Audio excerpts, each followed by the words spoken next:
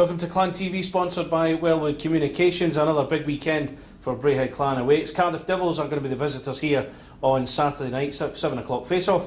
Joining us to look ahead to the game is forward Leigh Salters. Hi Leigh, thanks for joining us. Well, thanks for having me. First of all, you're the scorer of the club's 1,000th goal after putting it away in a recent win against Dundee.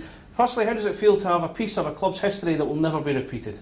It feels pretty special. I mean, up until that point, I wasn't really sure about it. I think Rayler across from me in the dressing room spoke up and said the next one's the 1,000th goal. So I think everybody was a little excited to get the next one, and just so happened that I got the puck at the right time, and I'm very happy, and it's a very big honor to be a part in such and go down in history in such a early in the franchise history.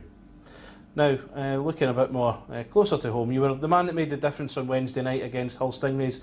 You scored the penalty shots that sealed the victory. A couple of days on from that, have you had a chance to reflect on how crucial those shots were, not only in the context of the game, but perhaps the season? Yeah, I mean, every game now is pretty big. The more and more the season goes on, we don't want to look at it as one particular game is more important than the other. But we knew that was one game that we couldn't afford to drop any points in. Going to that game, I think you're just playing, and I don't think you're really thinking about too much beyond that and getting the points. But I think you're just in the moment, and luckily I was able to squeak a couple by him in the penalty shots there. Now, talk us through those penalty shots. When you step up on that situation, do you know exactly how you're going to execute it before you make contact with the puck? Sometimes, for the most part, I feel like it's better to know what you're doing going into your first shot, have an idea of what your move you're going to do, if you're going to shoot or you're going to deke. So I think I had a pretty good idea what to do beforehand, and luckily it paid off.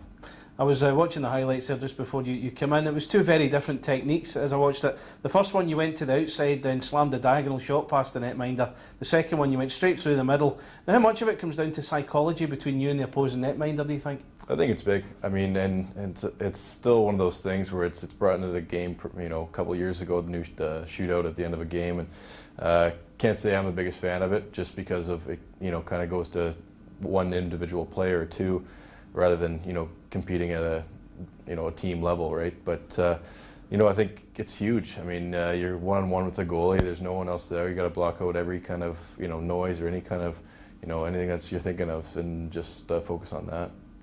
Now, you came up big on Saturday against Belfast Giants as well. Ryan Cavanagh's shot from the blue line, I think you must have got the slightest of touches on it from the commentary position. It looked as though it was Ryan's goal as well. He says there's no ill will towards you for nicking his goal. When you look back on that one as well, another huge goal in the season. Yeah, it was huge. One of those things that you try to get in front of the puck and trying to create a screen for the goalie so he can't see the puck coming in, and sometimes you try to get a little tip on it, and that's all it takes to sneak by him. And it was just one of those things where I was in the right place at the right time.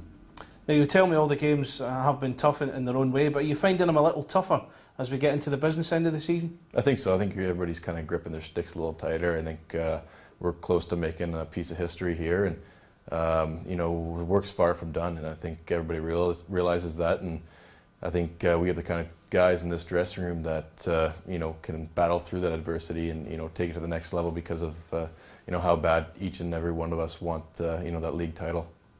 Now, it's been hard work all season to be top of the league and only 4 points away from clinching the Gardner Conference as things stand right now.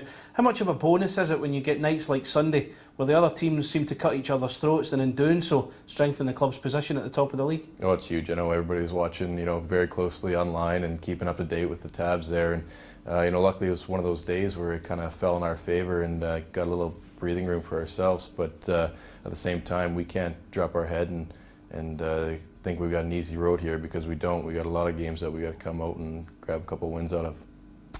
Now, the games have been nicely spread out this week. You had the game on Saturday, followed by the one on Wednesday, then we're back here again tomorrow, which is Saturday. As a player, tell us how much that can help you in terms of conditioning and rest, not to mention the no travelling aspect as well. Yeah, it's huge. I mean, at the beginning of the year, I think that's one thing we focus on, having all those away games early in the season. I think we'd rather have them there when we're in tip-top shape coming in out of the summer, and I think we did well by winning a few of those games, and majority of those games when we were on the road. So the second half definitely favored us. So it's nice to get these midweek games, and only having one game on the weekends huge as well, just because guys can heal those, have a little more time to heal those bumps or bruises that might require a little bit more rest. Now next up, Cardiff Devils come here tomorrow, as I said in the intro.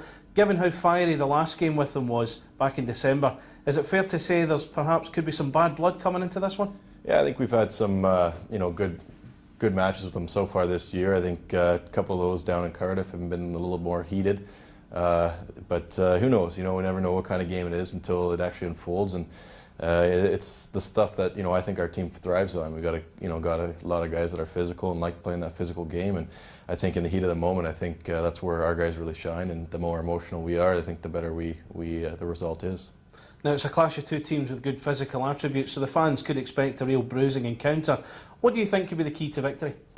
You know what, I think we just got to maintain our focus. I think playing with the lead, we've had problems with that in the past, and we just can't take our foot off the gas no matter what time of game it is, regardless of being up 2-0 or down 2-0 after the first, right? So we've got to make sure we play an even keel the whole game. Now when you look at the games remaining, how will this one compare to some of the others to come in terms of the longer term objectives? I think it's huge. I mean, we got obviously the rest aspect of it. We only got one game this weekend. We have nothing to save it for. These guys are in the middle of a 3-3 when we play them tomorrow night. So we got the advantage in that hand, and coming out of the end of the season, we don't want to look back and say this is one that we threw away. So we got to take full advantage of it and come out tomorrow with 100%. Best of luck tomorrow, Salts. Thanks for joining us. Thank you.